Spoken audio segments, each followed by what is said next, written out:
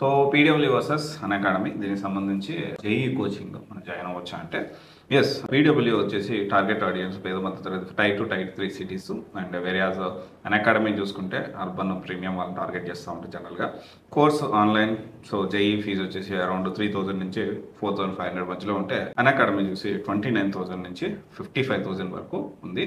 So 29,000 అయితే 6 months, 43,000 అయితే 18 months, 56,000 అయితే అరౌండ్ 30 మంత్స్ వరకు ఉంది. ఫ్యాకల్టీ విషయం చూసుకుంటే ఎస్ పీడబ్ల్యూలో మంచి ఫ్యాకల్టీ ఉన్నారు. అకాడమీలో సో చాలా ఎక్స్పీరియన్స్డ్ ఫ్యాకల్టీస్ అయితే చాలా మల్టిపుల్ లేయర్స్లో ఉన్నారు. అండ్ టీచింగ్ స్టైల్ చూసుకుంటే పీడబ్ల్యూ అనేది కొంచెం హిందీ ఫ్లేవర్ అనేది ఉంటుంది. హిందీ బేస్డ్గా వెళ్తూ ఉంటారు జనరల్గా. హిందీలో they are very good and ఇంగ్లీష్లో కూడా మంచిగానే వాళ్ళు కోచింగ్ చెప్తా ఉన్నారు. అండ్ వేరియాస్ అకాడమీ చూసుకుంటే బైలింగ్వల్ చాలా ప్రొఫెషనల్గా ఉంటుంది.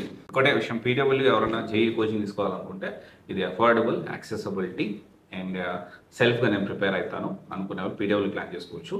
లేదు కొంచెం నాకు లైవ్ ఇంటరాక్షన్ కావాలి, 1-to-1 కావాలి, గైడ్ కావాలి, నేను టెస్టులు రాస్తే ఖచ్చితంగా దానికి సంబంధించి నాకు మళ్ళీ ఎక్స్ప్లెనేషన్ ఇవ్వాలి, కొంచెం నన్ను గైడ్ చేయాలి, సెల్ఫ్గా కొంచెం మోటివేషన్ తక్కువ ఉంటుంది, సెల్ఫ్ ప్రిపరేషన్ చేసుకోలేను అనే వాళ్ళు అకాడమీ ప్లాన్ చేసుకోవచ్చు. ఓవరాల్గా రెండు వెరీ గుడ్ ఇన్స్టిట్యూషన్స్ అండ్ జేఈకి సంబంధించి they are doing pretty good.